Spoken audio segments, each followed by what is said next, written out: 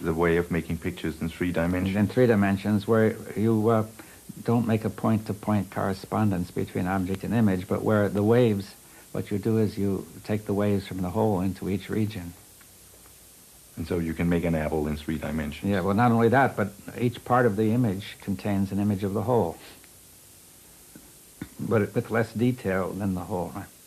So you feel that the condition of each human individual is to be this fuzzy part of the hologram that contains the whole. Yes, but at the same time, he is a contributor to the whole, right?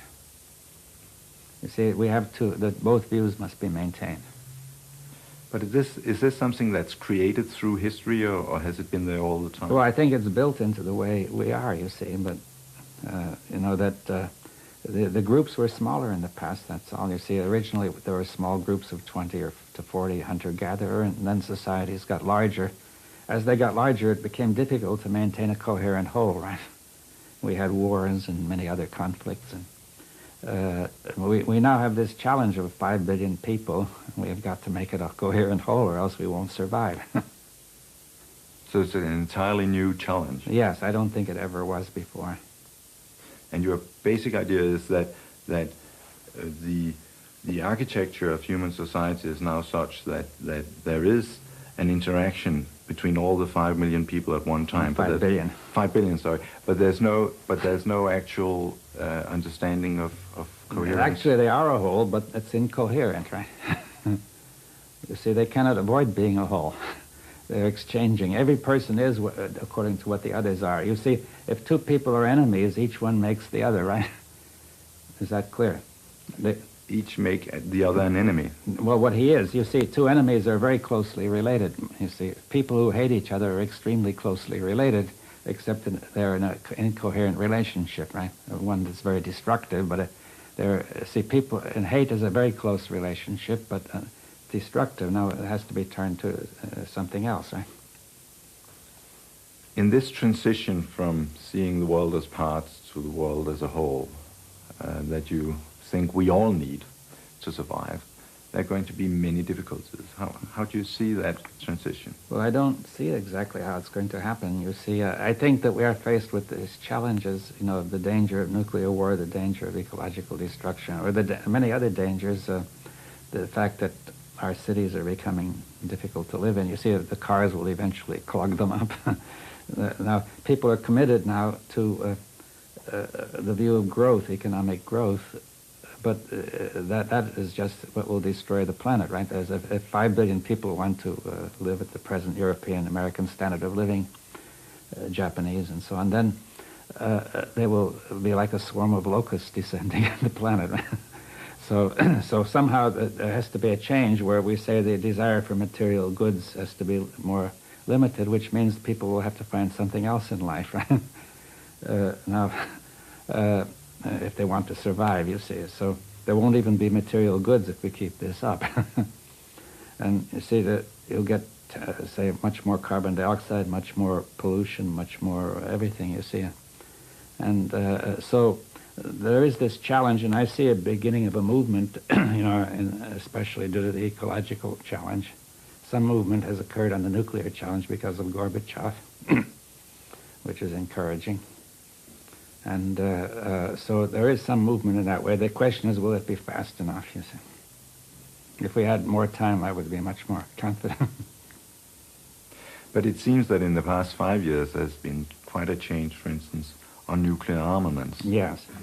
I think primarily due to coming in of Gorbachev, you see, that he has changed the whole atmosphere. If he can sustain that, that would be very good. If other people from the West can finally move with him. So where you see the initiative these days is really in the East rather than in the West? For the moment, yes. Well, there is some initiative in the West developing on the ecological question. You see, it's just very rudimentary, but you see, I don't think people have sunk in the magnitude of the change that's needed. You see, somebody has said that we spend $1 trillion a year throughout the world on armaments. That amount spent on the ecology would solve the problem. But if you spend a lot less than that, it probably won't. Otherwise, it will slow it down. What's the most important thing, money or consciousness? Consciousness. No, because whether money is spent will also depend on consciousness, you see, on whether we feel we're a part of this one world or whether we all think we're separate. Now, Niels Bohr had this notion of an open world, and he was rather ridiculed when he published his open letter to the United Nations in 1950 about the necessity of human beings talking together over the bombs. How would you see that today? Well, I think he saw the necessity at that time, but people weren't ready for it. Perhaps he was influenced by that feeling of wholeness too, which is in his view. And I think that people are more ready to listen to that now, but the crisis is developing at a very fast rate. So in a sense what you're saying is that Bohr was seeing something and nobody really understood him, maybe because he didn't dare to say it. Well, I think they weren't ready to listen, you see. The people didn't want this one world. They were frightened of it. They said, we have so many enemies, we want to take care of ourselves first, and so on. You see, those attitudes still prevail, but there's a movement away, right? Enough for people to listen. Now, if we take the tradition that you are out of natural scientists that have been involved in discussing society, that is traditionally a tradition where spirituality and worldviews and religion are seen as enemies. If you take the left-wing natural scientist tradition from before the Second World War, how come that scientists today are interested in worldviews and spirituality? Well, some are. I don't think a great many yet. Partly because the science itself has opened up that possibility in the way that I've described, and partly because I think, just as with other people, there's a growing sense of the inadequacy of the old approach. You see, that it will not only not solve all the problems that I've said, but also it creates a kind of empty life. You see, if you could imagine that we are successful, that the economy grew and grew and grew, what would we have at the end? You see, people would be bored, you see. In the 60s, when there was prosperity, you had all these hippies who they found it had no meaning. If we had that kind of prosperity, the kind of prosperity that people hoped for, I think the whole thing would collapse faster than ever. But how are we going to become hippies? Through prosperity or through poverty? Well, if prosperity would make hippies, poverty might make people who are afraid to lose their jobs, you see. But I think neither of those ways is going to work. You see, that a change of consciousness is needed, and the worldview is part of that.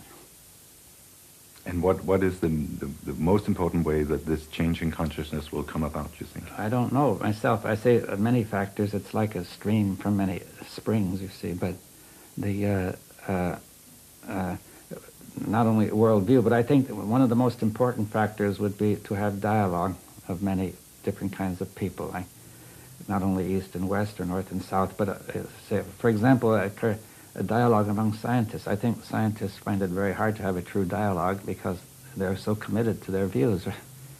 They should have dialogues among each other or with non-scientists, you see, or even religious. And now in 20 minutes you're going to have a dialogue with the scientists here at the Niels Bohr Institute. It's been some decades since your ideas have been presented here, hasn't it? Yes. Well, I came here in 1957 for 1 month in the summer, and then again in 58. Now, at that time, I was just moving from Israel to England, and we spent a month here at the Institute. And we talked about physics mostly at that time. Right? Do you find that the kind of ideas that you present are easily understood in an environment like the Bohr Institute? Well, I haven't tried the Bohr Institute yet. I just came, but I think that scientists find it harder in some ways than many other people, you see, than some other people, because there's still a strong commitment, even perhaps partly unconscious, to the old atomistic worldview. So what you're saying is that science has shown us something that scientists do not want to see. Well, they have become so used to the way of seeing it that they don't want to change it. You see, they feel uncomfortable about changing it, and they feel there's no reason to change it. Many of them, they say, well, we're doing so well now, why should we change it? In one sense, it looks as if we're doing very well, you see, but if you look at the broader view, it looks very dangerous. Thank you.